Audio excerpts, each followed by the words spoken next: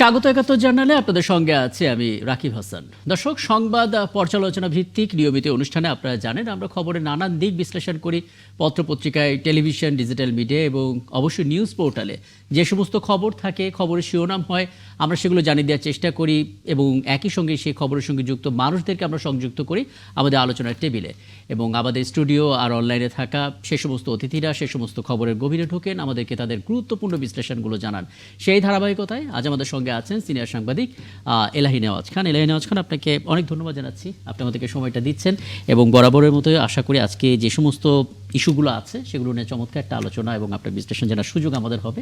আমরা আলাপে যাব, তবে তার আগে বলে রাখি ঠিক এই মুহূর্তে আমাদের সঙ্গে স্টুডিওতে সিনিয়র সাংবাদিক এলাহি নেওয়াজ খান তো আছেনই, পাশাপাশি আমাদের সঙ্গে অনলাইনে যুক্ত হবেন বিএনপি দলীয় সাবেক এমপি এবং সিনিয়র আইনজীবী, বাংলাদেশ সুপ্রিম কোর্টের অ্যাডভোকেট সৈয়দা আসিফা আশরাফি পাপিয়া। বোধ করি আমরা এখানে পেয়ে যাব।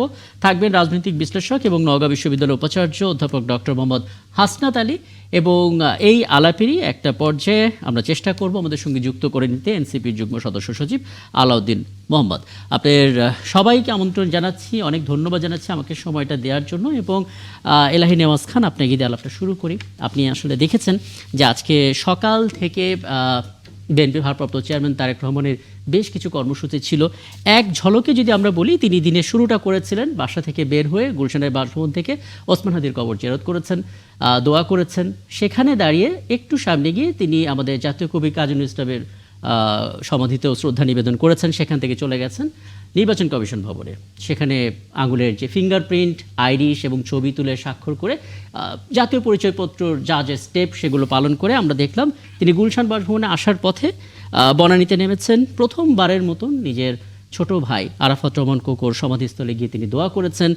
নিজের শ্বশুরের যে কবরস্থান, যে সেখানে সমাধিতেও তিনি শ্রদ্ধা নিবেদন করে আমরা দেখেছি তিনি ধানমন্ডিতে গিয়েছিলেন, নিজের শ্বশুরবাড়ি এবং এবারকের হাসপাতাল। এবং দিন শেষে আমরা এই 10:30টার দিকে একটা ফেসবুক স্ট্যাটাস দেখলাম, যেটা আমরা প্রচারও করেছি। বড় স্ট্যাটাস, কৃতজ্ঞতা জ্ঞাপন করেছেন এবং শেষে একটা কথা বলেছেন, এটা অনেকেরই নজরে পড়েছে, যে তিনি বলেছেন এদেশের মানুষই তাকে মনে করিয়ে দিয়েছে বাংলাদেশ তখনই সবচাইতে শক্তিশালী হয় যখন এদেশের মানুষ ঐক্যবদ্ধ থাকে। আপনি আপনার সাংবাদিকতার চোখ দিয়ে যদি একটু বিশ্লেষণ করেন, এদেশের মানুষকে ঐক্যবদ্ধ করাটা আসলে কতটা চ্যালেঞ্জিং এবং কিছু কিছু চরিত্রের উপর ভরসা করা যায়, তারেক রহমান কতটা সেই চরিত্র হয়ে উঠতে পারলেন? আমি প্রথমেই তারেক রহমানকে বাংলাদেশে স্বাগত জানাচ্ছি। এবং তিনি তরুণ বয়সে বাধ্য করা হয়েছিল তাকে বিদেশে থাকতে, দ্যাট ইজ নির্বাসিত জীবনযাপন করতে। এবং শুধু তাই না, আমার মনে হয় যে তিনি হয়তো প্রথম একজন রাজনীতিবিদ যিনি টানা একটি দেশে 17 বছর নির্বাসিত ছিলেন, এবং এরকম আর কেউ নেই। এর পরে আমি দেখেছি যে ইরানের নেতা, ইরানের ধর্মীয় নেতা ইমাম খমেনি 14 বছর ছিলেন, কিন্তু টানা কোথাও থাকেননি। তিনি প্রথমে দুবাই, তারপরে ফ্রান্সে, আরও অনেকেই নির্বাসন থেকে দেশে ফিরেছেন বীরের বেশে, তাদের অনেকেই স্বেচ্ছা নির্বাসিত ছিলেন। কিন্তু খমেনি এবং তারেক উভয়কে আরও অনেকে, বেশ কিছু নেতা আছেন যারা বাধ্য হয়েছেন বিদেশে, এবং উনি কিন্তু তরুণ বয়সে তাকে বাধ্য করা হয়েছে, উনি পরিণত বয়সে কিন্তু দেশে ফিরছেন এবং দেশে ফিরেছেন। আমি যেটা বলবো, যে উনি যে কথাটা বলেছেন যে জাতি ঐক্যবদ্ধ না হলে আসলে বাংলাদেশ সবচেয়ে শক্তিশালী তখন ঐক্যবদ্ধ হয়। আপনি যদি বিএনপির রাজনীতিটা দেখেন তাহলে দেখবেন যে শহীদ প্রেসিডেন্ট জিয়া রহমান কিন্তু সেই আকাঙ্ক্ষা থেকে কয়েকটি দলকে একত্রিত করে প্রথমে জোট করেছিলেন, তারপরে বিএনপি নামক রাজনৈতিক দল করেছেন। এবং এটা আসছে এই কারণেই যে আমরা লক্ষ্য করছি বাংলাদেশ স্বাধীন হওয়ার পরে সবার আকাঙ্ক্ষা ছিল জাতীয় সরকার গঠন করার, কিন্তু সেটা হয় নাই। সেটা না হওয়াতে 3টি দল মিলে একটি জোট হলো, ত্রিদলীয় ঐক্যজোট বলা হতো, সিপিবি, ন্যাপ এবং আওয়ামী লীগ মিলে। সেটাকে তারা একটা জাতীয় ঐক্যের মতো দেখাতে চেয়েছিল, কিন্তু একদলীয় শাসন প্রতিষ্ঠা করা এবং কর্তৃত্ববাদের শাসন চূড়ান্ত রূপ নেওয়া, যেটা জাতিকে দারুণভাবে হতাশ করেছিল একদম। এবং আপনি দেখবেন যে শহীদ প্রেসিডেন্ট জিয়া রহমান তিনি একজন মিলিটারি রুলার হিসাবে আবির্ভূত হলেও তিনি প্রথম একদলীয় শাসন থেকে একটা বহুদলীয় গণতান্ত্রিক একটা রাষ্ট্র তৈরির কিন্তু পদক্ষেপ তিনিই নিয়েছেন। অথচ আমরা লক্ষ্য করছি যে যে যে যে দলটি পাকিস্তান আমলে বহু বছর ধরে গণতন্ত্রের যে লড়াই করেছে, সেই দলটি একদলীয় শাসন কায়েম করেছিলেন। আরেকজন মিলিটারি লোক এসে সেটাকে বহুদলীয়, এটা পৃথিবীর ইতিহাসে খুব কম আছে, নাই বললেই চলে। আবার দেখেন যে যারা যে দলটি তার নেতা যে অনেক বছর ধরে পাকিস্তান আমলে সংবাদপত্রের স্বাধীনতার কথা বলেছেন, তারা এসে কিন্তু সংবাদপত্রের স্বাধীনতা ক্ষুণ্ণ করেছে এবং সবগুলি পত্রিকা বন্ধ করে মাত্র সরকারের নিয়ন্ত্রণে 4টা পত্রিকা রেখেছিল। জিয়া রহমান একজন মিলিটারি লোক এসে সমস্ত পত্রিকাকে তিনি ওপেন করে দিলেন, স্বাধীন করে দিলেন, মত প্রকাশ স্বাধীনতা। এটা কিন্তু কল্পনা করতে হচ্ছে, কোনো মিলিটারি রুলার কোথাও সংবাদপত্রের স্বাধীনতা এভাবে দেয়, এটা নজির নাই। এইরকম একটা রাজনৈতিক ধারাবাহিকতার মধ্যে দিয়ে শহীদ প্রেসিডেন্ট জিয়া রহমানের শহীদ হওয়া এবং তার উত্তরাধিকারী হিসাবে বেগম খালেদা জিয়া কিন্তু একই পথ অনুসরণ করেছেন। আপনি যে সর্বশেষ যে 4 দলীয় যে জোট কিংবা এটাকে আরও বড় করতে চেয়েছিলেন, সেটা হয় নাই নানা কারণে, কিন্তু তিনি কিন্তু ঐক্যের মধ্যেই থাকতে চেয়েছেন এবং সেই ঐক্যবদ্ধতা সবসময় একটা শক্তি জুগিয়েছে। তারেক রহমান এইরকম একটা রাজনৈতিক ধারাবাহিকতার মধ্যে এসছেন, সুতরাং তিনি কথা বলতেই পারেন, কিন্তু কতটা বাস্তবায়ন। একটা বিষয় যদি একটু যুক্ত করে দিতেন তাহলে একটু সুবিধা হতো আলাপ করতে, সেটা হচ্ছে প্রেক্ষাপট। মানে সেই সময়ে যে প্রেক্ষাপটটা ছিল, এখনকার প্রেক্ষাপটটা আরও বেশি কঠিন মনে হচ্ছে কোনো কোনো দিক থেকে। প্রথমত এখানে আসলে কিছু কিছু শক্তি আছে প্রতিনিয়ত ফোর্স করছে নির্বাচনটাকে অনিশ্চয়তার মধ্যে ঠেলতে, এবং একই সঙ্গে তরুণরা ভীষণ রকম রাজনৈতিক সচেতন, আবার যারা আছেন প্রবীণরা তারা আবার প্রত্যাশা করছেন শান্তিপূর্ণ বাংলাদেশ।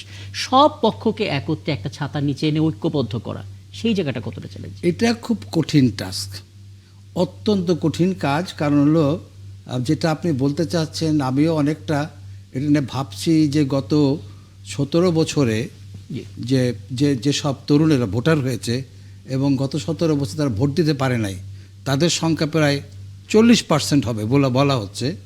এরা ডিটারমিন করবে আগামী দিনের রাজনৈতিক ভবিষ্যৎ এবং আগামী ইলেকশনকে দারুণভাবে প্রভাবিত করবে। যে বিষয়টা আমরা লক্ষ্য করছি, যারা এতদিন ঐক্যবদ্ধভাবে রাজনীতি করেছে আওয়ামী লীগের বিরুদ্ধে, এটা কিন্তু একটা লক্ষণীয় বিষয় যে একসময় আওয়ামী লীগ এবং বিএনপি এবং জামাতের প্রিন্সিপালে নেমেছিল আওয়ামী লীগ এখন মাঠে নাই। এখন দেখা যাচ্ছে যে বিএনপির প্রিন্সিপালে নেমে হচ্ছে জামাতের প্রিন্সিপাল হচ্ছে বিএনপি। এইরকম একটা প্রেক্ষাপটে ঐক্যবদ্ধের ডাকটা উনি কতটা কার্যকর করতে হবে সেটা নিয়ে বিরাট একটা প্রশ্নবোধ থেকে যেতে পারে। কিন্তু উনি যে কথাটা বলেছেন, এ কথার থেকে কিন্তু আমি মনে করি যে এরকম একটা ঐক্যবদ্ধ শক্তি হওয়ার দরকার। কিন্তু এখন যে অবস্থা দেখছি যে ভাঙ্গাচোরা, শিফটিং ইত্যাদি, মানে কে কোন জোটে যাবে না যাবে, এইসব দেখে মনে হয় যে একটা ঐক্যবদ্ধ জাতি গঠনের ক্ষেত্রে যে উদারতা যে দরকার, যে অ্যাডজাস্টমেন্ট দরকার, যে মানসিকতা দরকার, সেটার অভাব রয়ে গেছে। সেই অভাবের মধ্যে দিয়ে কিভাবে একটা ঐক্যবদ্ধ জাতি তৈরি হবে, এটা নিয়ে আসলে প্রশ্ন থেকে যায়। আমি এখানে একটু অ্যাডভোকেট সৈয়দা আসিফা আশরাফি পাপিয়া আপনাকে একটু যুক্ত করতে চাই। আমি বিরতিতে যাব ঠিক এখন থেকে 3.5 মিনিট পর। এই 3.5 মিনিটের মধ্যে আপনার একটা পর্যবেক্ষণ একটু জানতে চাই। প্রথমত, তারেক রহমান প্রথম দিন যে ভাষণটা দিয়েছেন সেখানে কিন্তু ইঙ্গিত করেছেন যে আপনারা সহযোগিতা না করলে আসলে সেই শান্তির বাংলাদেশ তৈরি করা যাবে না, আমার পরিকল্পনার সাথে আপনাদের সবারই সহযোগিতাটা প্রয়োজন। এবং আজকে ফেসবুকে স্ট্যাটাসে তিনি ঐক্যবদ্ধতার ডাক দিয়েছেন। বাস্তব চিত্রটা আপনি আসলে কেমন দেখছেন? মানে ঐক্যবদ্ধতাটা তৈরি করা কতটা চ্যালেঞ্জিং বলে আপনার মনে হয়?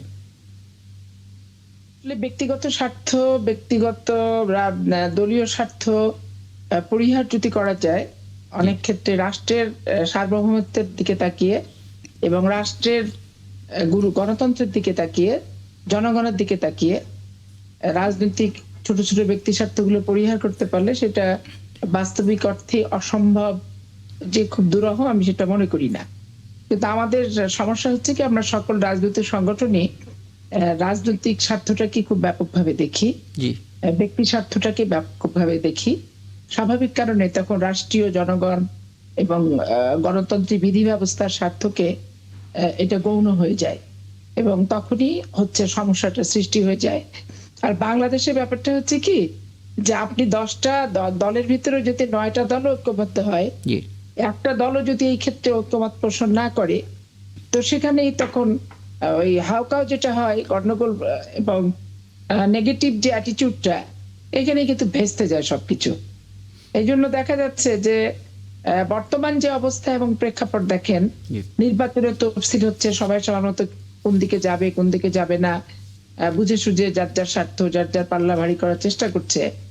পাশাপাশি দেখেন, এটা না হলে নির্বাচন হবে না, ওটা না হলে নির্বাচন হবে না, এটা করতে হবে ওটা করতে হবে। এখানে আমি আরো স্পষ্ট করে বলতে চাই যে হাদি আমার সন্তান তুল্য, তার মৃত্যুতে আমি গভীরভাবে শোকাহত, এবং আমার হৃদয়ের যে হাদি চলে যাওয়াতে যে মাইনাস, মানে হাদিবিহীন যে কতদিন বাঁচবো, এটা আমার জন্য, আমি ওদের, ওর কেউ না, পরিবারের, ওর দেশীয় না, জি। প্রতিবেশীও না, জি। তবে আমার মাতৃত্ব আমাকে খুব মানে আমার অসহায়ত্ব, এবং আমি একটা সন্তান যে হারালাম মা হিসেবে, সেটা আমার কাছে খুব যতদিন বেঁচে থাকবো পীড়াদায়ক হবে।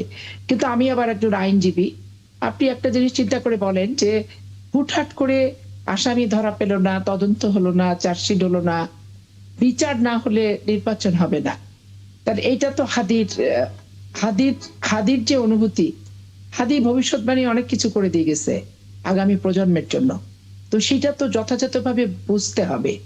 এবং আপনি চিন্তা করেন যে স্লোগানগুলি, আমিও বিশ্ববিদ্যালয়ে পড়েছি, ছাত্র সংগঠন করেছি, নির্বাচিত ভিপি পরপর 2 বার আমিও ছিলাম। জি। আমি খুবই লজ্জা পাই যে অঙ্গ প্রত্যঙ্গের বিষয়কে কেন্দ্র করে যখন সর্বোচ্চ বিদ্যাপীঠ বিশ্ববিদ্যালয়ের ছেলেমেয়েরা সেগুলোতে স্লোগান দেয়, করতালি করে, এই স্লোগানগুলো নতুন বন্দোবস্তের কথা বলে, এই স্লোগানগুলো পুরাতন বন্দোবস্তের ভিতরে কিন্তু ছিল না। এত নগ্ন, এত নিকৃষ্ট, এত কুরুচিপূর্ণ স্লোগান যে আসলে লজ্জা পাই। এবং আমি শুধু না, জাতি লজ্জা পায়, এখানে শিশু, আবাল, বৃদ্ধ, বনিতা সবাই কিন্তু লজ্জা পায়। তো এই যে পরিস্থিতিটা, এই পরিস্থিতিটা দেখেন আমরা সবাই অবজার্ভ করছি। তারপরে আপনার সাথে আমার দ্বিমত থাকতে পারে, জি। আপনার সাথে মতভেদ থাকতে পারে, মত পার্থক্য থাকতে পারে, কিন্তু আমি আপনার গায়ে হাত তুলে মেরে ফেলবো কেন আপনাকে? আজকে আবার চাঁপাইনবাবগঞ্জের শিবগঞ্জে দেখেন একজনকে লোহা বিদ্যুতের পোলের সাথে দিয়ে হাত পা সব কেটে ফেলে দিছে, জি। এবং একটা হাত একটা পা অলরেডি তার নাই, সে মৃত্যু যন্ত্রণায় ছটফট করছে। সেটা একটা বিশেষ সংগঠনের ছেলে পেলে তারা, এই যে ঘটনাগুলি। তারপরে আপনি বিচার ব্যবস্থাকে করার যে অ্যাডভোকেট একটা পাপে, নিয়ম- আপনার আপনার অনুমতি নিয়ে একটু থামায়, আপনাকে একটা বিরতি তো যেতেই হবে। আমি আপনার মূল যে অংশটা সেটা ধরতে পেরেছি, বিরতির পর ফিরে এসে এটা নিয়ে একটু আলাপ করব, এবং অধ্যাপক হাসনাত আলী, বিরতির পর এসে আপনার কাছে যেটা জানার চেষ্টা করব, এবার যে প্রতিবেদনটা আমরা আসলে দিনভর প্রচার করেছি, আমাদের এখন আসলে আমরা যেহেতু একটা গ্লোবাল ভিলেজে আছি, পরাশক্তি যারা আছেন তারা কেন যেন আসলে বাংলাদেশকে খুব গুরুত্ব দিচ্ছে, স্পটলাইটের মধ্যে এই বদ্বীপটা নিয়ে তাদের অনেক স্বার্থ আছে, যে কারণে আসলে এই পরাশক্তিগুলোর আগ্রহের উপর ভিত্তি করে নতুন যে নির্বাচিত সরকার আসবে তাদের অনেকগুলো কৌশলগত সিদ্ধান্ত নিতে হবে। সেই সিদ্ধান্তের পথটা আসলে কেমন হবে সেটা নিয়ে একটু আলাপ করবো বিরতির পর ফিরে এসে। আপনারা আছেন আমাদের সঙ্গে, দর্শক 71 জানালে আছেন আপনারা, ছোট্ট একটা বিরতি নিচ্ছে, আমাদের সঙ্গে থাকবে। সাথে থাকার জন্য ধন্যবাদ। 71 জানালে আরও একবার আমন্ত্রণ জানাচ্ছি। আমি আরও একবার অ্যাডভোকেট আসিফ আশরাফি পাপি আপনার কাছে আসতে চাই, আপনার বক্তব্যটা একটু শেষ করবেন, তারপর আমরা একটু অন্য আলাপে যাবো। জি। এখানে আমি যেটা বলতে চাচ্ছিলাম যে ইনকলাব মঞ্চের যে বিষয়বস্তুটা ছিল দাবি আদায়ের এবং ন্যায়ভিত্তিক সমাজ প্রতিষ্ঠা, রাষ্ট্র প্রতিষ্ঠার একটা লক্ষ্য নিয়ে হাদি এটা করছিল। তা হাদির অনুপস্থিতিতে হাদির যে চাওয়া পাওয়াটা, সেইটা কেন যেন মনে হচ্ছে যে একটা রাজনৈতিক চাওয়া পাওয়া হচ্ছে, একটা রাজনৈতিক দলের চাহিদা এবং সেই মাফিক পরিচালিত করার দিকেই বেশি ধাবিত হচ্ছে। কারণ হাদির বিচার বাংলাদেশের আমরা সবাই চাই, এবং বিচার সর্বোচ্চ শাস্তিটাই আমরা চাই, তড়িৎ গতিতে আমরা চাই। কিন্তু নির্বাচনটাও তো বাংলাদেশের প্রয়োজন আছে। এখন এই বিচার না হলে নির্বাচন হবে না। হাদির মোটা বিচার না দাগে হলে যেটা আমরা মানে এভাবে বলতে পারি যে ওসমান হাদি হত্যার বিচার এদেশের প্রতিটা বিবেকবান মানুষই চাইবেন, কারণ যে পরিমাণ জানাজাতে মানুষ হয়েছে তার জন্য কেঁদেছেন, কিন্তু নির্বাচনের বিপরীতে আসলে যেন এই বিচারটাকে দাঁড় না করানো হয়, কারণ সুষ্ঠু বিচারের একটা প্রয়োজন আছে এখানে, যাতে পরবর্তীতে এমন ঘটনা না ঘটে। আপনি আছেন আমাদের সঙ্গে, জনাব এলাহি নওয়াজ খান, আপনি যদি শেষ মন্তব্যটা যুক্ত করেন, কারণ ঐক্যবদ্ধতার জন্য আস্থার প্রয়োজন, রাজনৈতিক দলগুলোর মধ্যে সে আস্থা কি আছে? আমি যে কথাটা বলতে চাই সেটা হলো যে সাধারণত ঐক্যের জায়গাটা থাকে হলো জাতীয় স্বার্থের ব্যাপারে, একদম। এবং আমার জাতির স্বার্থ কোনো বৈদেশিক শক্তি দ্বারা যদি কী হয় হুমকির সম্মুখীন হয়, তখন ঐক্যবদ্ধ ব্যাপারটা সামনে চলে আসে। এবং ভারতের দিকে আপনি তাকান যে ভারতে তারা নানা ইস্যুতে এবং ইভেন বাংলাদেশ ইস্যুতে, পাকিস্তান ইস্যুতে, চীন ইস্যুতে তারা কিন্তু ঐক্যবদ্ধ। অথচ কংগ্রেস এবং বিজেপি অন্য পার্টি পরস্পর কিন্তু প্রতিদিনই নানা ইস্যুতে ঝগড়া করছে, আভ্যন্তরীণ ইস্যুতে। আমরা একটা গণতান্ত্রিক রাষ্ট্র এবং সমাজ প্রতিষ্ঠা করতে গেলে একে অপরকে সমালোচনা করা এটা অতি স্বাভাবিক। আপনি দেখেন যুক্তরাষ্ট্রে মান্দানি যখন নিউ ইয়র্কের মেয়রের প্রার্থী হলেন, তখন কিন্তু ডোনাল্ড ট্রাম্প এখানেও কোনো সমালোচনা যে করে নাই, কিন্তু যখন সে বিপুল ভোটে নির্বাচিত হয়ে গেল তখন আপনি দেখলেন তাকে কিন্তু তাদের হোয়াইট হাউসে তাকে কিন্তু আমন্ত্রণ জানা হয়েছে, পাশে দাঁড়িয়ে তার সাথে ছবি তোলা হয়েছে। এইটাই হলো ডেমোক্রেসির সৌন্দর্য, এইটাই হলো ডেমোক্রেসির মূল স্পিরিট। আমরা ওই স্পিরিটের জায়গায় থাকতে পারছি কিনা এটা হলো গুরুত্বপূর্ণ। কারণ আমরা লক্ষ্য করেছি যে বৈদেশিক নীতির ক্ষেত্রে আমরা এক এক দল যখন ক্ষমতা আসে এটা পরিবর্তন হয়ে যায় এবং জাতীয় ঐক্যের ব্যাপারটা তখন থ্রেটেন হয়ে যায় এবং আমরা এক অপর বিচ্ছিন্ন হয়ে যাই। যেমন ভারত ইস্যুতে আমরা যেমন আমার ইমিডিয়েট নেইবার, আমরা 3 দিক দিয়ে ভারত দ্বারা পরিবেষ্টিত, কিংবা অন্যভাবে বলি যে বাংলাদেশ ভারতের 3 দিক দিয়ে আছে। সুতরাং এই যে আমরা সুতরাং নানা কারণে আমরা থ্রেটেন, এক্ষেত্রে কিন্তু আমরা ঐক্যবদ্ধ না। কারণ আমাদের মধ্যে একটা দল আছে তারা মনে করে যে ভারত তাদের একমাত্র, এবং আপনি দেখবেন যে বাংলাদেশে 15 বছর যে ফ্যাসিবাদী শাসন সেটা কিন্তু কংগ্রেসও কখনো নিন্দা জানায় নাই। কংগ্রেসের সমর্থন করেছে, বিজেপি সমর্থন করছে, সবাই সমর্থন করেছে। তার মানে কি যে ভারতের জিওপলিটিক্যাল স্বার্থে বাংলাদেশকে তার খুব দরকার, তার গিভের মধ্যে রাখতে হবে। এই অর্থে কিন্তু এখানে ডেমোক্রেসি থাকলো কি থাকলো না, মানবাধিকার থাকলো কি থাকলো না, এটা কিন্তু ভারতের রাজনীতিবিদদের বিবেচ্য বিষয় দাঁড়ায় না। তারা কিন্তু তার স্বার্থে এক জায়গায় ঐক্যবদ্ধ থাকে। আমাদের ঐক্যবদ্ধের ব্যাপারটা ওই রকম জায়গায় এটা নিতে পারি কি না সেই চেষ্টাটা চলতে পারে, কিন্তু দুর্ভাগ্যজনকভাবে সেটা আমাদের হচ্ছে না কখনো। এবং খুব চমৎকার একটা অবজারভেশন আপনি দিলেন। আমি এই রেস ধরে একটা খবর একটু অধ্যাপক ডক্টর মোহাম্মদ হাসনাত আলী আপনার কাছে শোনাতে চাই, যে প্রতিবেদনটা আজকে আমরা তৈরি করেছি। প্রতিবেদনটা অনেকটা এরকম ছিল যে বাংলাদেশের সামনে যে সংসদ নির্বাচন, সেই নির্বাচনে তারেক রহমানের নেতৃত্বে বিএনপি ক্ষমতায় আসছে বলে বিশ্ব গণমাধ্যম একটা ধারণা করছে। ফলে পরবর্তী সরকারের উপর কৌশলগত বিষয়ে চাপ বাড়াতে পারে বৈশ্বিক এবং আঞ্চলিক পরাশক্তিগুলো। বিশ্লেষকরা বলছেন নিরাপত্তা নিয়ে শঙ্কিত পার্শ্ববর্তী দেশ ভারত, ওদিকে আঞ্চলিক নিরাপত্তায় গুরুত্ব দেবে তারা, এটা বলা হচ্ছে। আর এক প্রতিবেশী চীন, তাদের টার্গেট হচ্ছে তিস্তা মহাপরিকল্পনা বাস্তবায়নে অগ্রাধিকার, আর ইন্দো প্যাসিফিক অঞ্চলে অবস্থান সুদৃঢ় করতে বাংলাদেশে অবশ্যই পাশে চাইবে যুক্তরাষ্ট্র। তার মানে বোঝা যাচ্ছে গ্লোবাল ভিলেজে বাংলাদেশ একটা স্পটলাইটের মধ্যে আছে। অনেক বড় একটা দায়িত্ব হবে নির্বাচিত সরকারের, কারণ প্রত্যেকটা পরাশক্তির যে স্বার্থ এবং সেই স্বার্থের সাথে একটা কৌশলগত সম্পর্ক রক্ষা করে বাংলাদেশকে এগিয়ে যেতে হবে। কারণ সবার আগে বাংলাদেশ, এরকম একটা ন্যারেটিভ বিশ্বাস আমরা তৈরি করতে চাই অন্তত। কতটা কঠিন এবং কিভাবে সেটা সম্ভব আসলে? ধন্যবাদ আপনাকে, ধন্যবাদ জানাচ্ছি ৭১ টেলিভিশনের দর্শক শ্রোতা যারা দেখছেন এবং আমার সহ আলোচক যারা আছেন তাদেরকে। দেখেন, আপনি চমৎকার করে বলছিলেন যে বাংলাদেশ সমস্ত আন্তর্জাতিক বিশ্বের একটা কেন্দ্রবিন্দুতে রয়ে গেছে। নিঃসন্দেহে এটি ভালো দিক, আমি খারাপ কিছু মনে করি না। কারণ দীর্ঘদিন আন্তর্জাতিক সম্প্রদায় বাংলাদেশের অগণতান্ত্রিক একটি ব্যবস্থাপনা নিয়ে তাদের মধ্যে এক ধরনের অসন্তুষ্টি ছিল, এবং ভারত পার্শ্ববর্তী দেশ তারা সবসময় আমাদেরকে কবজায় রাখতে চায়, করায়ত্ত করতে চায়, এবং তারা শুধুমাত্র একপাক্ষিক সুবিধা আদায় করার জন্য যা যা করার তাইটাই তারা করেছে। এবং বিগত 15 বছর বা 17 বছর যে সরকারটি ক্ষমতায় ছিল তারাও আমাদের দেশের মানুষের স্বার্থকে বিসর্জন দিয়ে তারা, যেহেতু ভারত একতরফা ভাবে আওয়ামী লীগকে ক্ষমতায় রাখার যে একটি বন্দোবস্ত, অবৈধ বন্দোবস্ত, সেটার একটা লেজিটিমেসি দেওয়ার চেষ্টা করেছে। এই জন্য বাংলাদেশ সরকারও কোনো স্বার্থের দিকে না থেকে আমার পদ্মায় পানি আসলো কিনা, গঙ্গা চুক্তি পানি আসলো কিনা, ফারাক্কা বাঁধ খুললো কিনা, তিস্তায় পানি আসলো কিনা, এগুলো নিয়ে তাদের কোনো মাথা ব্যথা নেই। বরং যখন চায়না যখন বন্ধুত্বের হাত বাড়িয়ে দিয়ে তিস্তা প্রজেক্টটা করার জন্য, তাদের অর্থায়ন করার জন্য প্রজেক্ট জমা দিল, তখন ভারত সেখানে বিরোধিতা করলো এবং আমাদের সরকারও সেখানে যে সেই বিরোধীদের কাছে মাথা নত করলো। ভারতের মূল টার্গেটই হলো আমাকে করায়ত্ত করা এবং আমাদেরকে শোষণ করা এবং আমাদেরকে কবজায় রাখা। চায়নার কথা যদি আপনি চিন্তা করেন, চায়না ব্যবসা করতে চায়, কারণ এই যে আমাদের যে 18 কোটি মানুষের যে দেশ, সেই দেশে আমাদের প্রযুক্তিতে আমরা পিছিয়ে, এবং ইদানিং স্বাস্থ্য সেবায় তারা আহ্বান জানিয়েছে, ট্যুরিজম এবং টেক্সটাইল ইন্ডাস্ট্রি, যেটা গার্মেন্টস ইন্ডাস্ট্রি যেটা বলি, সেই জায়গায় তাদের মূল টার্গেট ব্যবসা। তাদের টার্গেট আবার বাংলাদেশকে শোষণ করা নয়, যতটা ব্যবসায় কবজায় করা যায়। আর আপনি যদি নিজে জানেন যে চায়নার সাথে আমেরিকার কিন্তু একটা দীর্ঘদিনের একটা বৈরিতা আছে। এটা বাণিজ্যিক বিরোধ আমরা বলি, বাণিজ্যিক যুদ্ধ যেটা বলি, সেই জায়গাতে আমেরিকা চাই যে কখনো যেন চায়না যেন আধিপত্য বিস্তারটা করতে না পারে। ইদানিং আর একটা জিনিস আপনি খেয়াল করছেন কিনা আমি জানি না, তুরস্কের কিন্তু একটা ইন্টারেস্ট বাংলাদেশকে নিয়ে। আমরা জানি যে তুরস্কের একটা ইন্টারেস্ট, এটা একটা খুবই চমৎকার। তুরস্ক কিন্তু ন্যাটোর সদস্য। দেখেন তুরস্ক নিয়ে অনেকগুলো কথা হয়েছে। তুরস্কর সাথে পাকিস্তানের একটা চমৎকার সম্পর্ক। তুরস্ক সিরিয়াতে কিন্তু তাদের একটা বলা হয় যে তাদের একেবারে মুখী সরকার সেখানে ক্ষমতায় রয়ে গেছে। এখন তুরস্ক চাই বাংলাদেশে যদি তাদের মুখী একটি সরকার, বা যদি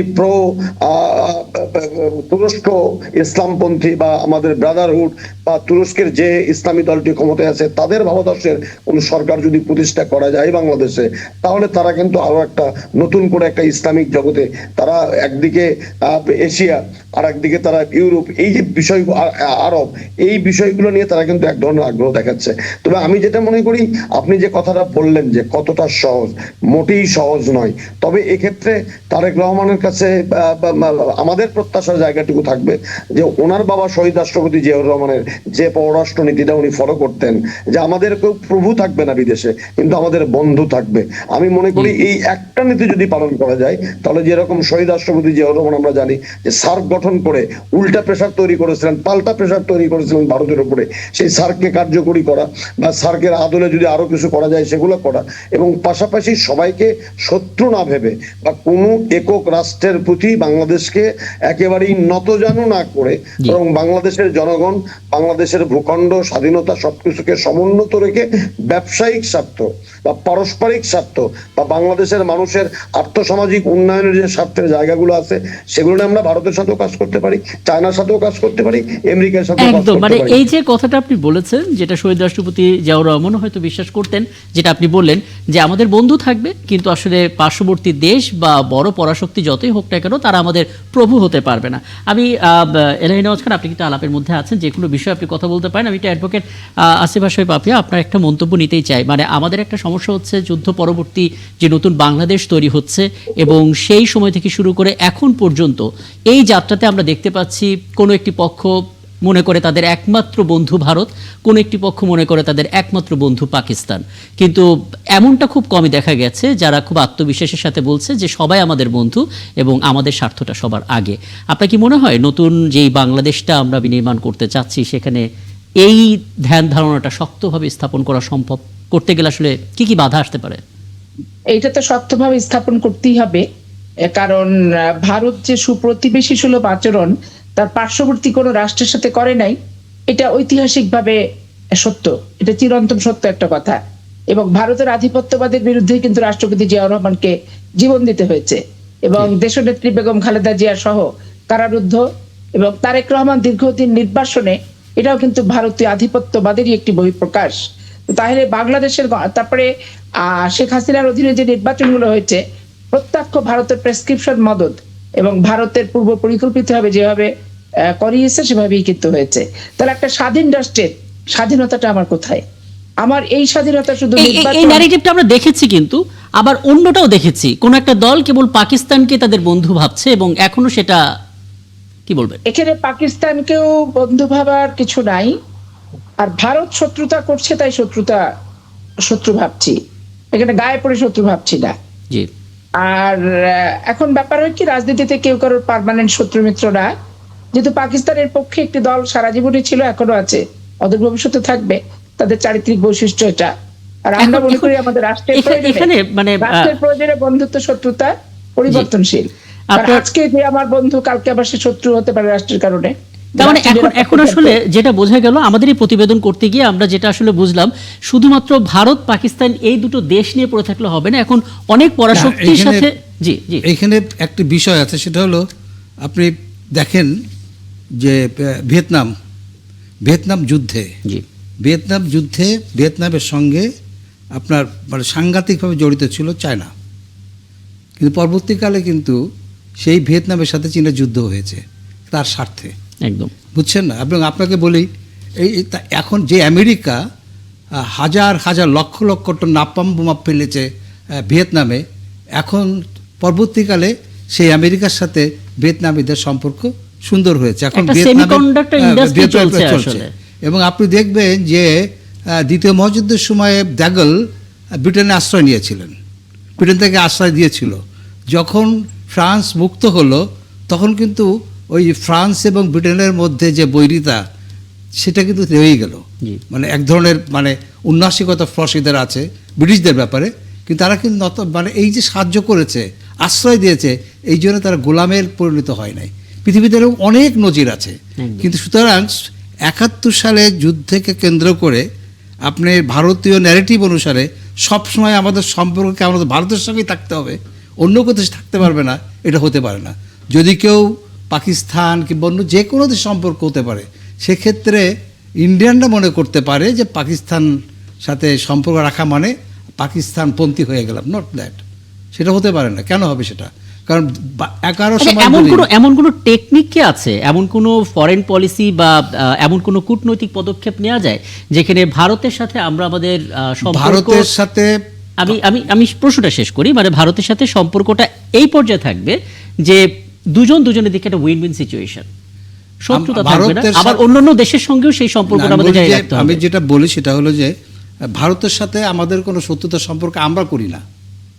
আমরা চাই আমরা চাই ভারত আমার উন্নয়নের সাথী হোক, সেটা আমার প্রতিবেশী, বৃহৎ প্রতিবেশী, এবং সে জনসংখ্যায় অনেক বেশি বড়, মানে আয়তনে অনেক বড়, জনসংখ্যায় বড়, অর্থনীতিতে বড়, স্বাভাবিকভাবে সে তার প্রতিবেশী রাষ্ট্রের উন্নয়নের সহযোগী হতে পারে, কিন্তু গোলাম হতে পারে না। একদম। আমি এই জায়গায় একটু মানে অধ্যাপক হাসনাত আলীর কাছে একটু জানতে চাই, মানে চীন, তাকে বলা হচ্ছে এই মুহূর্তে গোটা বিশ্বে একটি দেশে যে পরিমাণ রিজার্ভ থাকে সেরকম র্যাঙ্ক করলে চীন হচ্ছে সবার উপরে, এবং বাণিজ্য যুদ্ধে চীন যে কতটা উপরে সেটা খোদ আমেরিকা আঁচ করতে পারে দেখেই তারা আসলে নানামুখী ফরেন পলিসি এবং বিজনেস ডিল তারা করছে।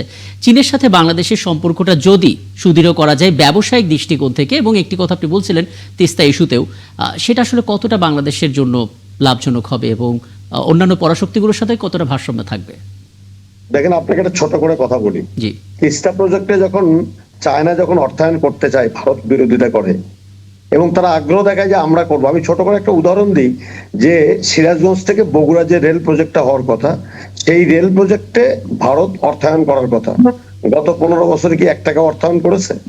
অথচ এই একটা রেল প্রজেক্ট পুরো নর্থ বেঙ্গলের সাথে, আপনি সকালে মহাস্থান মাজার হাটে যে সবজিটা উৎপাদিত হয় সেটা গোটা নর্থ বেঙ্গলের সাথে ঢাকার একটা কানেক্টিভিটি করতে পারতো ওই একটা জায়গায়, সে কিন্তু করেনি। আপনি যদি বাংলাদেশের উন্নয়ন অংশীদারের কথা বলেন, আপনি চায়না কতগুলো সেতু করে দিয়েছে, কতগুলো রাস্তাঘাট করে দিয়েছে, কতগুলো উন্নয়ন কর্মকাণ্ড করেছে। আপনি জাপানের কথা বলেন, জায়গা, এবং এ পর্যন্ত আমেরিকা কতগুলো আর্থিক সহায়তা করেছে। সেই বিবেচনায় যদি আপনি ভারতের সাথে যদি আপনি বলেন তারা আমাদেরকে কি দিয়েছে, বরং দেয়নি, নিয়েছে, রাস্তা নিয়েছে, বিমান নিয়েছে, পোর্ট নিয়েছে। আমরা সিঙ্গাপুর প্রয়াত অর্থমন্ত্রী, আমরা তো সেগুলো পাইনি। এই জায়গা থেকে আমি শুধু ছোট করে একটা কথা বলি যে কারোর সাথে আমাদের স্থায়ী বন্ধুত্বের দরকার নেই, আমরা সবাইকে বন্ধু হিসেবে পেতে চাই। কিন্তু যদি কেউ আমার দেশের স্বাধীনতা, সার্বভৌমত্ব এবং জনগণের স্বার্থের বিপক্ষে দাঁড়িয়ে গণতন্ত্রকে হত্যা করা, ভুলণ্ঠিত করার কোনো ষড়যন্ত্রে লিপ্ত থাকে, তারা তো আমার বন্ধু হতে পারে না। বরং বন্ধু তারাই যারা জনগণ রাষ্ট্রের প্রকৃত মালিক, সেই মালিকানা হরণ করার যারা করে তাদের বিপক্ষে দাঁড়িয়ে জনগণের পক্ষে থেকে যারা জনগণের সাথে থাকবে, সেই সমস্ত রাষ্ট্রের সাথে আমরা তো সম্পর্ক করতেই পারি। আমরা কেন ভারতকে, আমরা তো ভারতকে শত্রু ভাবতে চাই না, আমরা ভারতকে বন্ধু ভাবতে চাই। কিন্তু ভারত কেন সীমান্তে আমার ফেলানীদেরকে গুলি করে হত্যা করে? এবং আজকেও আমরা খবর জানাচ্ছিলাম যে আন্তর্জাতিক যে সীমারেখা সেটা অতিক্রম করে, লঙ্ঘন করে কাঁটাতারের বেড়া দেওয়া হচ্ছে। আসলে পরবর্তী সেটা থামানোর চেষ্টা করা হয়েছে এবং কিছুটা বন্ধ করা গেছে। আমরা মানে মোটা দাগে এটুকুই বলতে পারি যে প্রত্যেকটা দেশের সাথে সুসম্পর্ক রাখা, মেরুদণ্ড উঁচু করা, এবং বাংলাদেশ সবার আগে এই ধ্যান ধারণাটা নিয়ে ফরেন পলিসি বা কূটনৈতিক কৌশলগুলো আসলে নির্ধারণ করা, যেটা আসলে ঠিক এই মুহূর্তে নতুন বাংলাদেশের ক্ষেত্রে বড় ভূমিকা রাখতে পারে। আমি এই আলাপটা, এই টপিকে এখানে শেষ করি। ছোট্ট একটা বিরতি নিয়ে ফিরে এনসিপি ইস্যুতে নিশ্চয়ই একটা আলাপ করার সুযোগ হবে। দর্শক, আরও একটা বিরতি নিচ্ছে, একাত্তর জানালে আমাদের সঙ্গে থাকবে আশা করি। সাথে থাকার জন্য ধন্যবাদ। একাত্তর জানালে আমি রাকিব হাসান আরও একবার আমন্ত্রণ জানাচ্ছি এবং আমার সঙ্গে আমার অতিথিরা রয়েছেন। আমি একটু এলাহি নেওয়াজ খান আপনার সঙ্গে আলাপ করতে চাই নতুন একটা বিষয় নিয়ে, কিন্তু বিষয়টা আজকে বিকেলের পর থেকে রীতিমতো ঝড় তুলেছে এবং গেল দুদিন ধরে একটা ইঙ্গিত পাওয়া যাচ্ছিল যে এরকম পরিস্থিতি হতে পারে। সেটা হচ্ছে জামাত ইসলামের সঙ্গে এনসিপি একটা জোট করবে, প্রায় হয়ে গেছে। রোববার সেটা আনুষ্ঠানিক ঘোষণা দিতে পারে বা সোমবারে, এমন একটা বক্তব্য এনসিপির পক্ষ থেকে এসেছে এবং আমরা প্রতিবেদন করেছি। এবং এটার পর সোশ্যাল মিডিয়াতে যে কমেন্টগুলো এসেছে তাতে বেশিরভাগ মানুষ বিষয়টা আসলে ভালোভাবে নেয়নি। এনসিপি কেন জামাতের সাথে জোট করবে, এবং এটা বলার 24 ঘন্টা পরে আমরা দেখতে পেলাম তাসনিম যারা তিনি পদত্যাগ করেছেন এবং স্বতন্ত্রভাবে নির্বাচন করতে চেয়েছেন। একই সঙ্গে নাহিদ ইসলামকে এনসিপির 30 নেতা চিঠিও দিয়েছে। আমি এটা নিয়ে আপনার সঙ্গে কথা বলবো। আমরা বোধহয় এনসিপির এনসিপির পক্ষ থেকে বক্তব্যটা জানবো। তার আগে আপনার কাছ থেকে একটু জানতে চাই, একটা দল যারা জুলাই আন্দোলনে খুব ভালো একজন ভয়েস হিসেবে ছিল এবং তারা নেতৃত্ব দিয়েছিল, একটা স্থানে ছিল, তারা দল তৈরি করলো এবং এই পরিণতি হচ্ছে আসলে। দেখেন, এটা তো সবাই তরুণদের একটা দল হিসাবে বিবেচনা করেছে এবং অনেকে এটাকে স্বাগত জানিয়েছে, এটা নতুন দল হিসাবে। কিন্তু যে বিষয়টা খুব গুরুত্বপূর্ণ সেটা হলো যে যে আন্দোলনটা হয়েছে সেই আন্দোলনে কোনো সুসংগঠিত রাজনৈতিক সংগঠনের প্রতিনিধিত্বকারীরা ছিল না, কিংবা আদর্শগত একটা অবস্থানও পরিষ্কার ছিল না। সুতরাং এরকম একটা অস্পষ্ট অবস্থান থেকে এই আন্দোলনটা হয়েছে। আর এই আন্দোলনের সঙ্গে আপনার মনে করেন যে লেফট, সেন্ট্রিস্ট, রাইট সবাই যুক্ত ছিল। এটা কিন্তু একমাত্র কোনো রাইটিস্টরা করছে কি এখানে লেফট ছিল না তা না, সবাই করেছে। এই মুভমেন্টে সবার অংশ নিচ্ছে। তাদেরই একটা অংশ থেকে এনসিপি নামক একটা দল প্রতিষ্ঠিত হয়েছে। সুতরাং আপনি জানেন যে এটার সাথে আমি যতটুকু বুঝতে পারছি, ওই আন্দোলনের সাথে ততটুকু জেনেছি যে আন্দোলনের সাথে কিন্তু খুব ওতপ্রোতভাবে বা খুবই সুসংগঠিতভাবে জামাত এবং শিবিরের ছেলেপেলেরা ছিল এবং এনসিপি যারা নেতৃত্ব দিয়েছে তারা তার সঙ্গে যুক্ত হয়ে এই আন্দোলনটা সফল করেছে। সেক্ষেত্রে ওদের সাথে একদল লোকের সখ্যতার একটা ব্যাপার থাকতে পারে, সেটা দল গঠনের পরেও সেই ইনফ্লুয়েন্সটা কাজ করতে পারে। এবার একই সঙ্গে যারা একটুখানি মধ্যপন্থী হিসাবে এই দলের মধ্যে ছিল তারা রিয়াক্টও করতে পারে।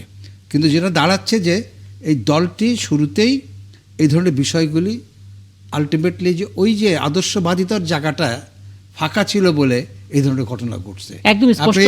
আমি কি এটা মানে মন্তব্য নিতে পারি এনসিপি, তাহলে আমরা আলাপ করতে সুবিধা হবে। আমরা দেখতে পাচ্ছি আমি আরেকটা জিনিস বলতে চাচ্ছিলাম, সেটা হলো যে তিউনিসিয়া যেখানে আরব বসন্ত সূচনা হলো, কিন্তু সে জায়গায় কিন্তু আমরা দেখতে পাচ্ছি এখন যে সব থেকে কঠিন একটা ফ্যাসিস্ট সরকার সেখানে বিরাজ করছে। সেটা হলো ওই যে আন্দোলনটা একজন ফেরিওয়ালা, একজন রাস্তার বিক্রেতার থেকে শুরু হয়েছিল, যে প্রতিবাদে নিজের গায়ে আগুন লাগে। এটা সাংঘাতিকভাবে তরুণ সমাজকে প্রভাবিত করেছিল, আবেগে তারা রাস্তায় জীবন দিয়েছে। কিন্তু এখন কিন্তু এই যে ভুলগুলির কারণে, তাদের ভুলগুলির কারণে এখন সে জায়গায় সব থেকে ভয়ঙ্কর একজন ফ্যাসিস্ট শাসক আছে। সুতরাং আবার ভুলকে শুধরানোর পলিটিক্স মানে ভুল হবে শুধরাবে। এনসিপি শুরু করেছে, ভুল হতে পারে, কিন্তু তারা ভালো করে জানে শুধরানোর জায়গাগুলি কোথায়। হ্যাঁ, কিন্তু সেটাও তো দেখতে হবে জনাব এলাহি নেওয়াজ খান যে ভুলের মাত্রাটা কেমন, কারণ যেই মাত্রাতে আসলে দলের ভিতরে এরকম এতগুলো ইরোশনটা মানে ভাঙনটা অনেক বড় ধরনের হচ্ছে। আমি একটু আমার মনে হয় এনসিপির নেতারা একটু ব্যাখ্যা দিলে আমরা পরবর্তী কথাগুলি বলতে পারি। এনসিপির যুগ্ম সদস্য সচিব আলাউদ্দিন মোহাম্মদ আমাদের সঙ্গে যুক্ত হয়েছেন, আপনাকে আমন্ত্রণ জানাচ্ছি। এবং অ্যাডভোকেট আসিফ হাশেমি পাপে এবং একই সঙ্গে অধ্যাপক হাসাত আলী, আশা করি আপনারা দুজনই আলাউদ্দিন মোহাম্মদের যে বক্তব্য সেটা শুনবেন, কারণ এই বিষয় নিয়ে আপনাদের সঙ্গে একটু আলাপ করার চেষ্টা করব। আলাউদ্দিন মোহাম্মদ, অনেকগুলো বিষয় আসলে আপনার কাছে জানতে চাও, এবং বলে রাখি আপনার সঙ্গে যুক্ত হওয়ার আগে এনসিপির থেকে তাসনিম জারার চলে যাওয়া এবং স্বতন্ত্রভাবে নির্বাচনের ঘোষণা দিয়ে আমরা পাবলিক রিয়াকশন দেখছিলাম সোশ্যাল মিডিয়াতে, কারণ আপনারা অনেক খবরগুলো, অনেক বক্তব্যগুলো আপনাদের ভেরিফাইড পেজ থেকে জানিয়ে দেন, যে কারণে আপনাদের যারা ফলো করেন, আপনাদের যারা ভক্ত বা আপনাদের যারা অনুরাগী, তারাও আসলে সেগুলো মন্তব্য জানান। দুটো বিষয় আমি আপনার কাছে জানতে চাই, ঠিক কোন মতাদর্শের মিল থাকার কারণে এনসিপি আসলে জামাতের সঙ্গে জোট বাঁধতে চাইলো, মানে এর পেছনের কারণটা কি? শুধুই কি নির্বাচনে জিততে হবে একটা শক্তি তৈরি করা, নাকি আদর্শগত বা মতাদর্শগত মিল আপনাদের ছিল? এবং দ্বিতীয় বিষয় হচ্ছে, আজকে তাসনিম যারা কথা বলছি, আমরা জানি না আর কোন কোন নারী নেত্রী এই পদত্যাগের ডিসিশনটা নেবেন। এনসিপি আসলে কি ভাবছে এই প্রেক্ষাপটে? দুটো বিষয় একত্রে। জি, আপনাকে ধন্যবাদ। আলোচনা উপস্থিত আমার সম্মানিত সহ আলোচক বৃন্দকে শুভেচ্ছা জানাচ্ছি। আপনি যে বিষয়টি বললেন এটা সত্যি যে এনসিপি যেভাবে তৈরি হয়েছে এটা কোনো মতাদর্শিক সংগঠন হিসেবে তৈরি হয় নাই। এটা মূলত বিভিন্ন মতাদর্শিক মানুষকে একত্রিত করে গণঅভ্যুত্থানে যারা অংশগ্রহণ করেছে, যারা গণঅভ্যুত্থানকে ধারণ করে, মূলত শুরুটা সেভাবে হয়েছিল। এখন রাজনৈতিক দল হিসাবে চর্চা করতে গিয়ে সবচেয়ে বড় বিষয় হলো একটা রাজনৈতিক দল একটি প্রতিষ্ঠান। একটা প্রতিষ্ঠান, এখানে আপনার অনেকগুলো মত একসাথে মিলিত হবে, এটাই স্বাভাবিক। কিন্তু যখন গণতান্ত্রিক ভাবে সেখানে সিদ্ধান্ত গ্রহণ করা হবে বিভিন্ন বিষয় বিবেচনা করে, বিভিন্ন সময় বিভিন্ন বিষয় বিবেচনা করে, তখন এটা এক্সপেক্টেড যে এই বিষয়গুলোকে সবাই স্বাগত জানাবে। এখন কেউ যদি স্বাগত নাও জানায়, ডিসেন্টও জানায়, এখন সেও স্বাভাবিকভাবে ভিন্নমত রেখেও আপনার সংগঠন করতে পারে। আবার তার স্বাধীনতা আছে যে সংগঠন ছেড়েও দিতে পারে। এটা ব্যক্তির নিজস্ব অভিমত এবং নিজস্ব রাজনৈতিক দৃষ্টিভঙ্গি এবং তার রাজনৈতিকতার বিকাশের একটি পর্যায়। মূলত আপনি যে প্রশ্নটি করলেন যে এনসিপি জামাত ইসলামের সাথে আসলে ঠিক কিসের ভিত্তিতে জোটবদ্ধ অথবা আলাপ আলোচনার মধ্যে দিয়ে যাচ্ছে, এখনো জোটবদ্ধ হয়নি, হয়তোবা জোটবদ্ধ হবেও না, হয়তো নির্বাচনকালীন একটি আসন আপনার সমঝোতার ব্যাপারে যেতে পারে। এই যে একটা বিষয় আপনি প্রশ্ন করলেন, মূলত আমরা যে সময়ে রাজনীতিতে নেমেছি, আমরা মূলত জুলাই গণঅভ্যুত্থানের মাধ্যমে বাংলাদেশের জনগণ রাজনৈতিক আদর্শ, ধর্ম, বর্ণ, তারপর সামাজিক অবস্থান, ক্লাস নির্বিশেষে এক হয়ে গিয়েছিল এবং সবার মধ্যে একটা পরিচয় ছিল, সবাই বাংলাদেশী, এবং সবার মধ্যে সেই নাগরিক বোধটা ছিল, একটা গণতান্ত্রিক মূল্যবোধ ছিল যে তারা সত্যিকার অর্থেই বাংলাদেশে যে পরিবর্তন হবে সেই পরিবর্তনে তারা অংশীদার হবে এবং নতুন বাংলাদেশের স্বপ্ন দেখেছিল। এখন নতুন বাংলাদেশের স্বপ্ন দেখে কিন্তু আমার মতো বিশ্ববিদ্যালয় শিক্ষকও চাকরি ছেড়ে আমরা রাজনীতিতে এসেছি, আরো অনেকে এসেছেন। আলাদা মানে জুলাইয়ের যে প্রেক্ষাপটটা সেটা একদম ভিন্ন একটা প্রেক্ষাপট, কারণ সেখানে আসলে জাতি, ধর্ম, বর্ণ, গোত্র নির্বিশেষে একটা দাবিতেই তারা নেমেছিল, সেখানে কোনো বৈষম্য থাকবে না, নতুন রাজনৈতিক বন্দোবস্ত নিয়ে নতুন একটা বাংলাদেশ দেখবো, কোনো ফ্যাসিস্ট থাকবে না, একদম লাউড অ্যান্ড ক্লিয়ার। কিন্তু পরবর্তীতে কেউ ধারণাও করতে পারেনি যে তরুণদের একটা সংগঠন তৈরি হয়ে যাবে, এনসিপি তার নাম হবে, শাপলাকলি তার প্রতীক হবে, এবং তারা একটা সময় জামাতের সঙ্গে আসন নিয়ে সমঝোতাও করবে। প্রশ্নটা আসলে এখানে, মানে অনেকে আগে থেকে এই ন্যারেটিভটা দেওয়ার চেষ্টা করছিল যে এনসিপির মধ্যে হালকা জামাতের ফ্লেভার আছে, এখন তো এই কথার পর একটু বেশি চড়াও হয়ে যেতে পারে, সেটা আবার আপনাদের রাজনীতির পথে আলাদা একটা বাধা তৈরি করতে পারে কিনা?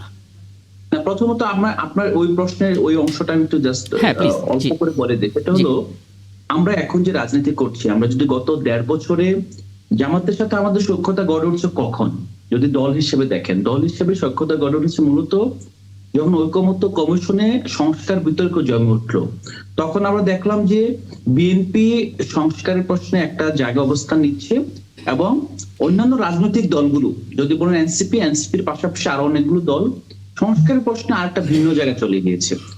তখন একই জিনিস পরিলক্ষিত হয়েছে যে জামাত ইসলাম অথবা ইসলামিক রাজনৈতিক দলগুলো সংস্কারের যে পোলারাইজড একটা অবস্থানে গিয়েছে, নিম্ন কক্ষে পেয়ার লাগবে কিংবা এটা না হলে ওইটা হবে না, এনসিপি কিন্তু তখন সেই পক্ষে যায় নাই। এনসিপি তার স্বতন্ত্র অবস্থান বজায় রেখেছে। এনসিপির অবস্থানটা আপনি যদি সংস্কার বিতর্কে দেখেন খুবই প্রচ্ছন্ন এবং স্বতন্ত্র, সেখানে আপনি বলতে পারবেন না এনসিপি কারো ছায়া অথবা এনসিপি আপনার এখানে এই দলগুলোর সাথে জোটবদ্ধভাবে বিতর্ক করছে। এনসিপির প্রতিটা বিতর্কে একটা মেরিট ছিল। এখন এই প্রেক্ষাপটে আপনি যেটা বললেন যে নির্বাচনকালীন সময় আমরা আসলে কি করতে পারি, প্রথমত আপনি যদি নির্বাচন, যেহেতু এনসিপি করার সিদ্ধান্ত নিয়েছে, নির্বাচনকালীন সময়ে প্রতিটি রাজনৈতিক দল তার নিজস্ব আসন বিশ্লেষণ এবং তার যে আপনার সামগ্রিকভাবে তৃণমূল অবস্থান বিবেচনা করে সিদ্ধান্ত নেয়। আমরা এটা সত্য যে আমরা প্রায় 1,500 মানুষের আবেদন পেয়েছি এবং আমরা সেখান থেকে বাছাই করে 125 জনকে আমরা মাঠে পাঠিয়েছি, তাদেরকে মনোনীত করে।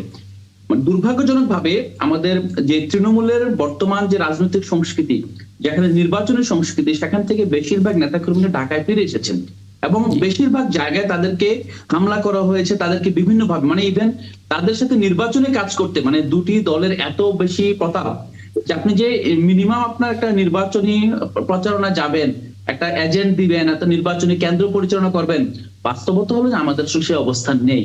তবে আরেকটা বাস্তবতা হলো আমাদের একটা এখানে- পড়াশোনার সমর্থন আছে। আলাউদ্দিন মোহাম্মদ, আপনি কি ওটা হলো একটু সমর্থন একটু একটু ভিত্তি যদি আছে। একটু যদি একটা বিষয় একটু স্পষ্ট করেন, মানে একটা সময় এটা মনে করা হচ্ছিল যে এনসিপি বোধহয় বিএনপির সঙ্গে আলাপ আলোচনা করে এই আসন সমঝোতা বলুন, জোট বলুন, এরকম একটা কিছু হতে পারে। আবার পুরোপুরি 180 ডিগ্রি ঘুরে গিয়ে জামাতের সঙ্গে আসন বন্টন, মানে তখনই তো একটা প্রশ্নটা ওঠে যে এনসিপির আসলে আদর্শিক জায়গাটা কি, মানে তারা আসলে কোন জায়গাটা আসলে ধরে রাখছে, একটু যদি না, স্পষ্ট। প্রথমত এনসিপি একেবারে পুরোপুরি একটা মধ্যপন্থী আদর্শের মধ্যে এখনো আছে। এনসিপির নির্বাচনকালীন যে সমঝোতা অথবা আলাপ, জি। এই আলাপে আপনার যে দুইদলীয় পজিশন বিএনপি অথবা জামাত, উই আর ওকে, বিকজ আমরা এটা জানি স্পষ্টভাবে নির্বাচনের রাজনীতিতে এই মুহূর্তে এটা আমাদের রাজনৈতিক জোট নয়, এটা আদর্শিক জোট নয়। এবং আমরা এটা 15 দিন 1 মাস আগেও আমরা জামাতের রাজনৈতিক অবস্থানের সমালোচনা করেছি, বিএনপির অবস্থানের সমালোচনা করেছি, আমাদের মধ্যকার যে বিচ্যুতি আছে সেগুলো সমালোচনা করেছি, ভবিষ্যতেও করে যাব। এখন নির্বাচনের যে 12 ফেব্রুয়ারি যে নির্বাচনকে সামনে রেখে আমরা মাঠের বিবেচনা দেখেছি যে এ বি, এই যে একটা পজিশন, একটা ইকুয়েশন যে এ জিতবে অথবা বি জিতবে, বেশিরভাগ জায়গায় এনসিপি সি এর জায়গায় আছে। আমরা কিছু জায়গায় একেবারে খুব পরিকল্পিত ভাবে আমরা চাচ্ছি যে আমরা কিছু জায়গা অন্তত এর পাশাপাশি বি এর জায়গায় চলে আসি, যাতে আমাদের মিনিমাম কিছু আসনে জেতার সম্ভাবনা তৈরি হয়। এটা নির্বাচনী কৌশল বুঝতে বলতে পারছি। পারেন। আপনি আসলে হ্যাঁ, আলাউদ্দিন মোহাম্মদ, আপনি আসলে খুব খুব চমৎকার করে বিষয়গুলো ব্যাখ্যা করছেন। একটা ছোট্ট বিষয়ে আরেকটু স্পষ্ট হওয়ার চেষ্টা করি। এনসিপিকে যে 30 নেতার চিঠি, অর্থাৎ নাহিদ ইসলামকে এনসিপি যে 30 নেতার চিঠি দিয়েছে, সেখানে একটা অংশে এরকম ছিল যে জামাতে ইসলামীর রাজনৈতিক ইতিহাস, বিশেষ করে 71-এ মহান মুক্তিযুদ্ধের সময় তাদের স্বাধীনতা বিরোধী ভূমিকা, গণহত্যায় সহযোগিতা এবং সে সময় সংঘটিত বিভিন্ন অপরাধ প্রশ্নে তাদের অবস্থান বাংলাদেশের গণতান্ত্রিক চেতনা এবং আমাদের দলের, মানে এনসিপি দলের মূল্যবোধের সঙ্গে মৌলিকভাবে সাংঘর্ষিক। আমার প্রশ্ন হচ্ছে, নির্বাচনের আসন কি এতটা জরুরি যে এই সাংঘর্ষিক জায়গাটা বাদ দিয়ে আসন নিয়ে সমঝোতা করতে হবে এই দলটার সাথে? না, এই প্রশ্নটা অবান্তর। প্রথমত আপনি যখন নির্বাচনে নেমেছেন, আপনি কিন্তু নির্বাচনে জেতার জন্য নির্বাচনে নামবেন খুব স্বাভাবিকভাবে। আমরা যদি এইরকম করি তাহলে আয়নাঘরে যে বন্দী ছিলেন আপনার ব্যারিস্টার আরমান, তার বিরুদ্ধে তারই মানবাধিকারের জন্য যিনি দীর্ঘদিন লড়েছেন মায়ের ডাকের তুলিয়াপু, তারা কিন্তু নির্বাচনের মুখোমুখি দাঁড়াতে পারতেন না। তো আমরা যে নির্বাচনটাকে পুরোপুরি আপনি নির্বাচন হিসেবে দেখতে হবে। নির্বাচনে আমরা মানে এখানে কোনো আদর্শ থাকবে না, মানে জেতাটাই এখানে মূল লক্ষ্য। ডেফিনেটলি যতটা মূল লক্ষ্য। আপনি আদর্শটা কোন জায়গায় আপনি বলেন আদর্শ কম্প্রোমাইজ হবে, কেন কম্প্রোমাইজ হবে?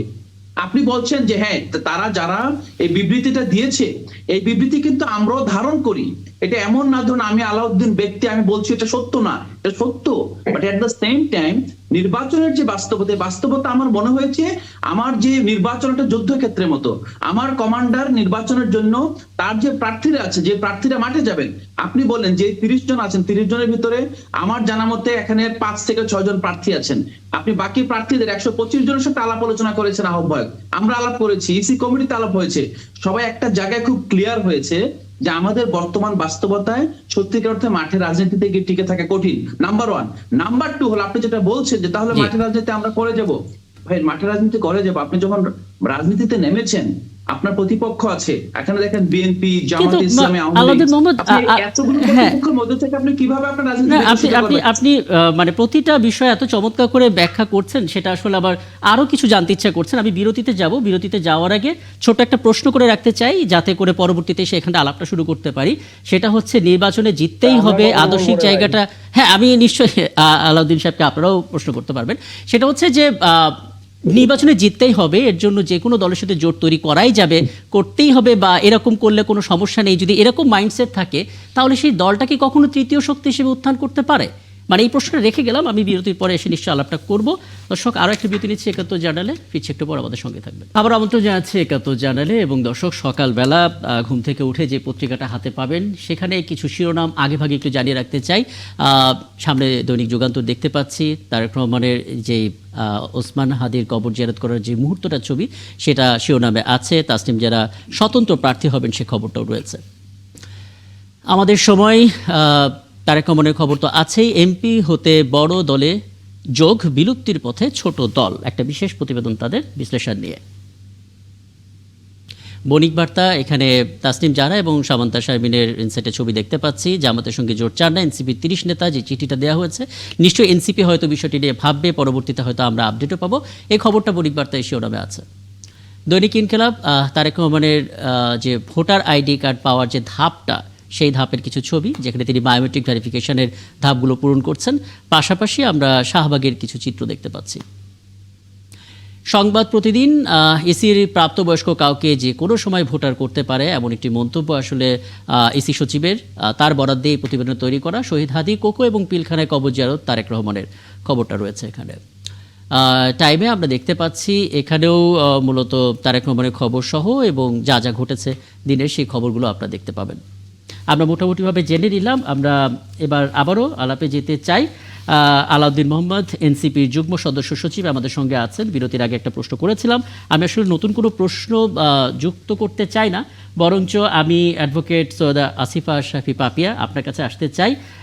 তরুণ নেতা আলাউদ্দিন মোহাম্মদ খুব চমৎকার করে প্রশ্নের উত্তর দিচ্ছিলেন। যদি আপনি কিছু জানতে চান তার বক্তব্য থেকেই যদি কোনো প্রশ্ন মাথায় আসে খুব সংক্ষেপে সেটা করতে পারেন।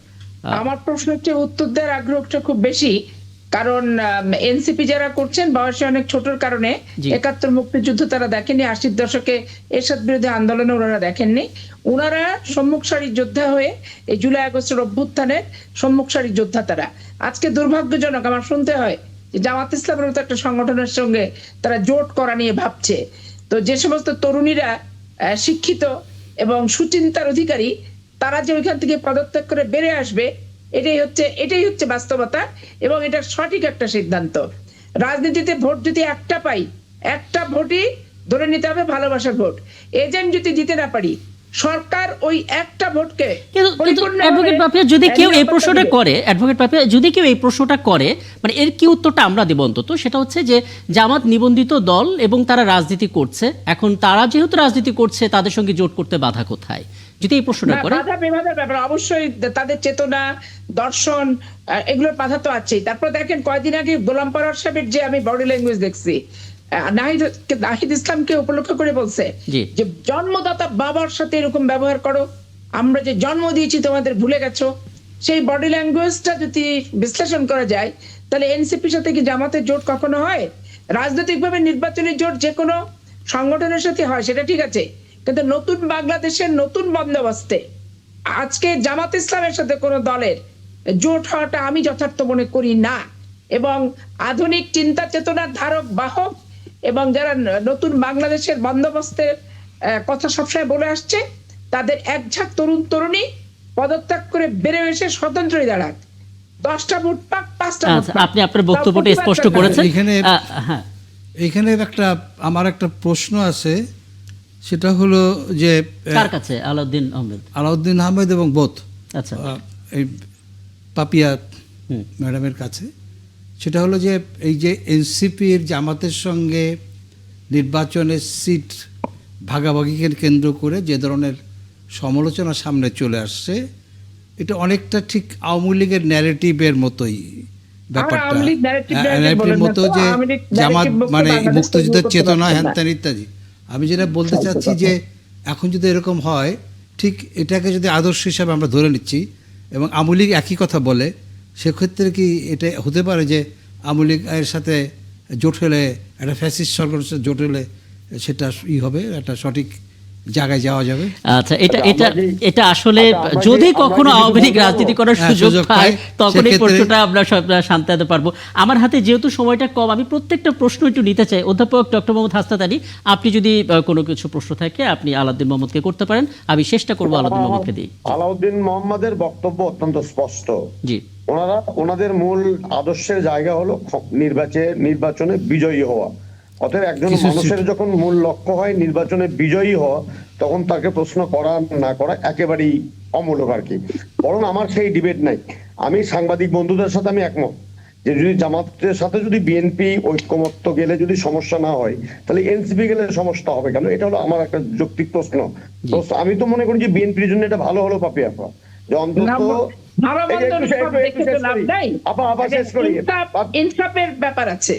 যারা পাকিস্তান জিন্দাবাদ বলে আর এরা বাংলাদেশ জিন্দাবাদ বলে, এটা হয়?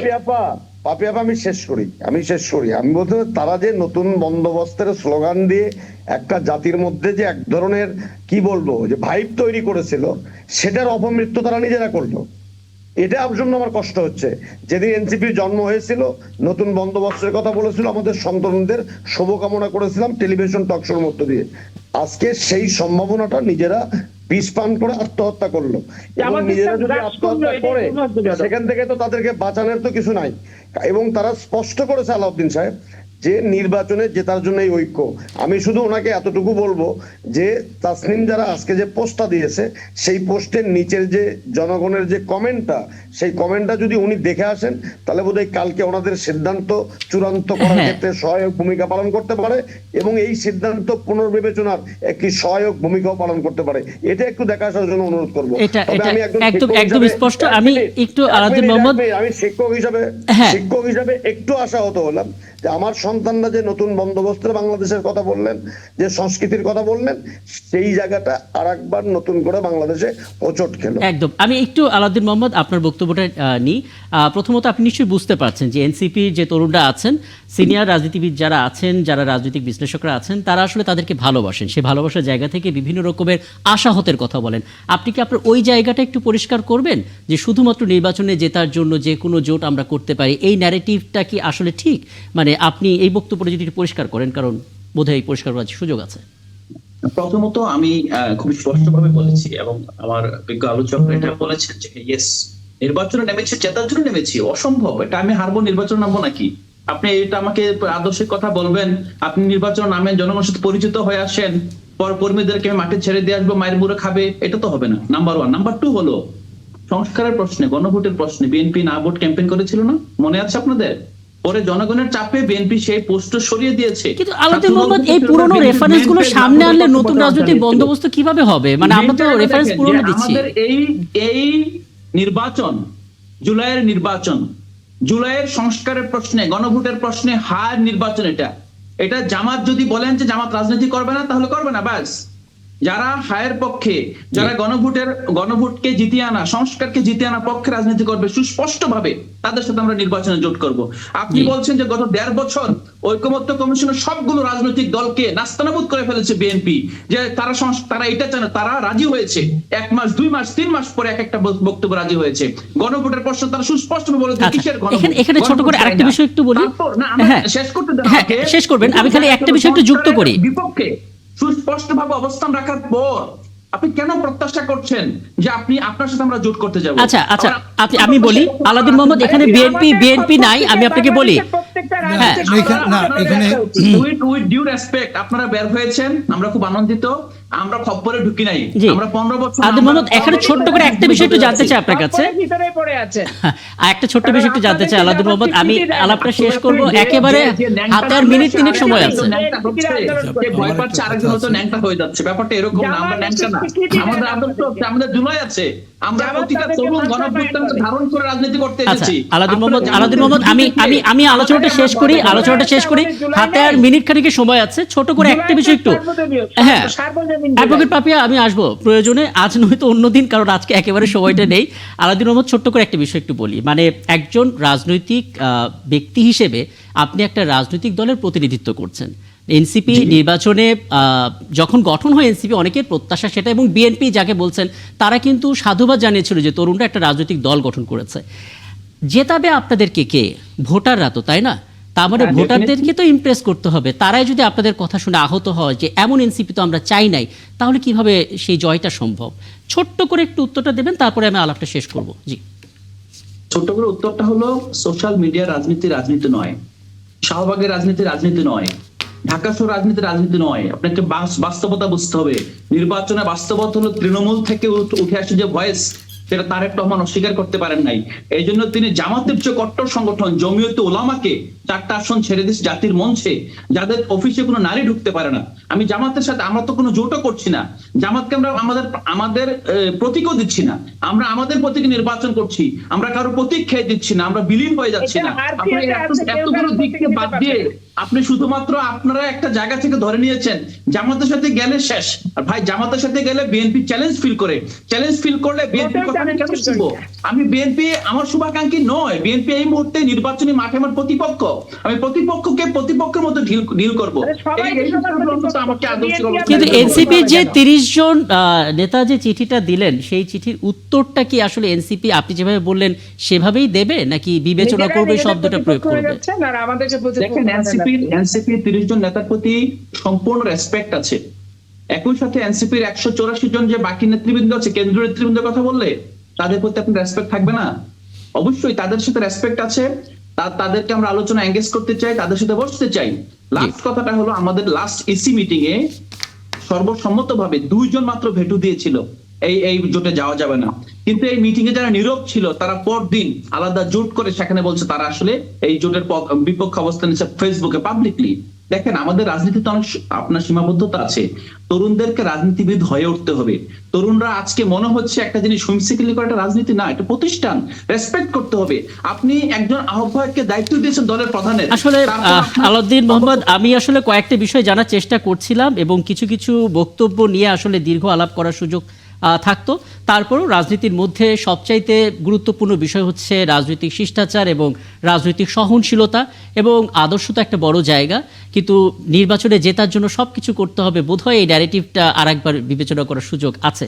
তারপরও অনেক ধন্যবাদ অনেক ধন্যবাদ আমাকে সময়টা দেওয়ার জন্য। এবং আমি আপনাকে কথা দিলাম আলাউদ্দিন মোহাম্মদ, সামনের কোনো আয়োজনে আবারও আপনার সঙ্গে কথা হবে। আপনি কি কিছু বলবেন 1 মিনিটের মধ্যে? তাহলে আলাউদ্দিন মোহাম্মদ 1 মিনিটের মধ্যে। আমি যে বিষয়টা বলছিলাম যে নির্বাচনে জেতার জন্য সব ছেড়ে দিচ্ছে, এটা না। আমি বলছি নির্বাচনে যখন নামবো, জেতার জন্য নামবো। আপনি এটাকে প্রশ্ন করছেন কেন? আমি জিতবো না, আমি কেন জেতার জন্য চেষ্টা করবো না?